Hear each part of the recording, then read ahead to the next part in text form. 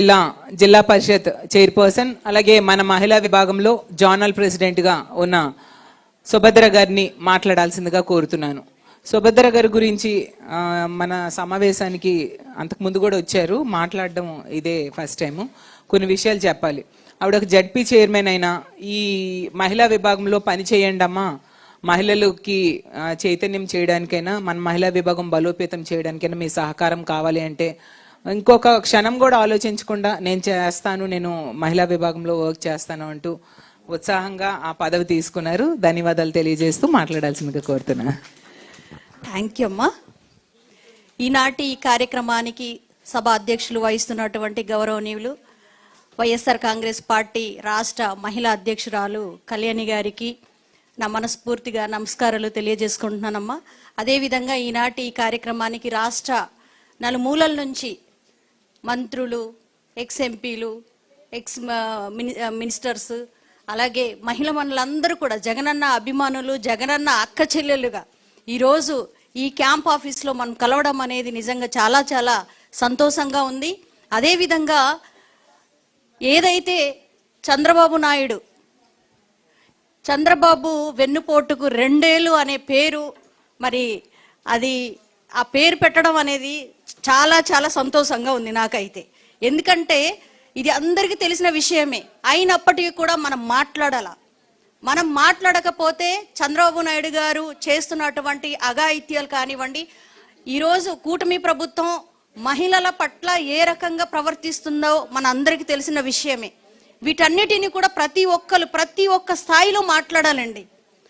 మనం మాట్లాడడానికి ఒక సభయే అక్కర్లేదు, ఇటువంటి సభ ఉంటేనే మాట్లాడతానంటే కుదరదు. వైఎస్ఆర్ కాంగ్రెస్ పార్టీలో ఉన్నటువంటి ప్రతి ఒక్క మహిళ మనులు మీ గ్రామ స్థాయిలో, మీ పంచాయతీ స్థాయిలో, మీ మండల స్థాయిలో, మీ కాన్స్టిట్యున్సీ స్థాయిలో కూడా మీరు మాట్లాడగలగాల. మనం మాట్లాడకపోతే మాట్లాడుతుంటేనే చంద్రబాబు నాయుడు గారు ఇన్ని రకాలుగా వెన్నుపోటు పొడుస్తున్నటువంటి పరిస్థితిలో మాట్లాడకపోతే ఇంకా ఏ రకంగా ఉంటుందో ఒక్కసారి మనం ఆలోచన చెయ్యాలి. ఇందాకలే మన అందరి ముందు లక్ష్మీ పార్వతమ్మ గారు సాక్షాత్తు మరి ఎన్టీ రామారావు గారికి ఏ రకంగా వెన్నుపోటు పొడిచారన్న విషయం మనం చూసాం, మనం విన్నాం, కల్లారా మనం చూసాం. ప్రత్యక్షంగా ఆవిడ సాక్ష్యంతో ఈరోజు చెప్తున్నప్పుడు మరి చంద్రబాబు నాయుడు అంటేనే ప్రతి ఒక్కరికి తెలుసు, వెన్నుపోటు పార్టీ ఏమైనా ఉందంటే అది తెలుగుదేశం పార్టీ. వైఎస్ఆర్ కాంగ్రెస్ పార్టీ అధినేత అయినటువంటి మన జగనన్న సింగిల్గా సింహంలాగా వచ్చి మరి 2019లో 171 సీట్లను కైవసం చేసుకుంది. చరిత్రలో చంద్రబాబు నాయుడు గారి యొక్క 40 సంవత్సరాల రాజకీయ అనుభవంలో ఎన్నడూ చూడని విధంగా ఆ రోజు జగనన్న 171 సీట్లను కైవసం చేసుకొని మరి చంద్రబాబు నాయుడు గారికి అక్కడ కేంద్ర ప్రభుత్వంలో ఉన్నటువంటి కాంగ్రెస్ పార్టీ అధినేత్రి అయినటువంటి సోనియా గాంధీని కూడా గడగడలాడించినటువంటి గొప్ప మహానుభావుడు జగనన్న. ఈరోజు మహిళల కోసము ఒక 2 విషయాలు నేను మాట్లాడాలనుకుంటున్నాను. ఈరోజు మన ఆంధ్రప్రదేశ్లో మహిళలకు రక్షణ లేదు, రక్షణ కరువైంది.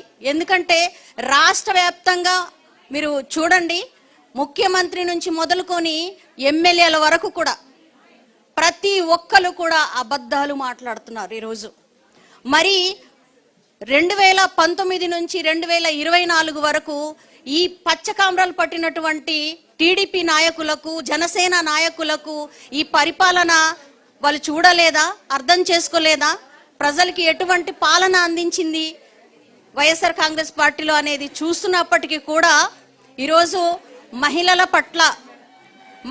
పట్ల అఘాయిత్యాలు, అదేవిధంగా అత్యాచారాలు, అదేవిధంగా దాడులు, అది కూడా ఏదైతే మన రాష్ట్రంలో హోమ్ మినిస్టర్గా ఉన్నటువంటి వంగలపూడి అనిత గారి కాన్స్టిట్యున్సీలో ఒక దళిత మహిళ మీద బట్టలు ఊడదీసి కొడుతున్నా కూడా అక్కడ హోమ్ మినిస్టర్ గారు మాట్లాడలేని అటువంటి పరిస్థితి. అదేవిధంగా ఒక ఇంటర్మీడియట్ 10th క్లాస్ చదువుతున్నటువంటి ఒక పాప మీద హత్య జరిగిన కూడా నిమ్మకు నీరెత్తకుండా చూస్తున్నటువంటి హోమ్ మినిస్టర్ గారు, మొన్న రీసెంట్గా ఒక బాలిక మీద అత్యాచారం జరిగితే కప్పిపుచ్చే కార్యక్రమం చేసినటువంటి హోమ్ మినిస్టర్లు ఉన్నప్పుడు మన రాష్ట్రంలో ఉన్నటువంటి మహిళలకు రక్షణ ఏమైనా ఉంటుందా? ఆనాడు జగన్మోహన్ రెడ్డి గారు మహిళల పక్షపాతిగా, మహిళలు ఫైనాన్షియల్గా, రాజకీయంగా, ఆర్థికంగా, అదేవిధంగా అన్ని రకాలుగా కూడా తన కాలు మీద తను నిలబడగలగాలని ఆ రోజు చేసినటువంటి సంక్షేమ పథకాలు, కేవలం నేరుగా అక్క చెల్లెమ్మల ఖాతాలో సంక్షేమ పథకాలు అందించినటువంటి కొన్ని విషయాలు, ఇవన్నీ కూడా జగనన్న మహిళలకు ఇచ్చినటువంటి గౌరవమే. ఈరోజు నేను ఇక్కడ మాట్లాడుతున్నానన్నా, ఈరోజు మనం ఇంతమంది జగనన్న కోసం ఎక్కడో ఇచ్చాపురం నుంచి, అదేవిధంగా రాయలసీమ అనంతపురం నుంచి కూడా ఈరోజు మహిళలు ఈరోజు వచ్చారంటే దానికి కారణం జగనన్న మీద ఉన్నటువంటి అభిమానం, జగనన్న మీద ఉన్న నమ్మకం, జగనన్న మీద ఉన్నటువంటి విశ్వాసం అని కూడా ఈరోజు తెలియజేసుకుంటున్నాను. జగనన్న మహిళలకు రక్షణగా ఉంటే చంద్రబాబు నాయుడు మహిళల పట్ల రాక్షసత్వంగా ఉన్నారు ఈరోజు. అదేవిధంగా ఏదైతే జగనన్న మహిళల పట్ల మహిళల పక్షపాతిగా ఉంటే ఈరోజు చంద్రబాబు నాయుడు గారు మరి రాక్షసత్వంగా వెళ్తున్నటువంటి పరిస్థితి మనం చూస్తూ ఉన్నాం. కాబట్టి దయచేసి మహిళలందరూ కూడా మీ ఆ గ్రామ స్థాయిలో, మీ పంచాయతీ స్థాయిలో ఏదైతే మనకి ఎలక్షన్ లోకల్ బాడీ ఉందో ఆ లోకల్ బాడీ ఎలక్షన్లకి అందరూ కూడా మనం దగ్గరుండి ప్రతి ఒక్కరికి కూడా గెలిపించే కార్యక్రమం చేయాలని మనస్ఫూర్తిగా కోరుకుంటూ ఈ ఒక చక్కటి కార్యక్రమానికి నన్ను ఆహ్వానించినటువంటి మన కళ్యాణమ్మ గారికి కూడా నా నమస్కారాలు తెలియజేసుకుంటూ ముగించుకుంటున్నాను. థ్యాంక్ యూ అమ్మా, చాలా చక్కగా వివరించారు.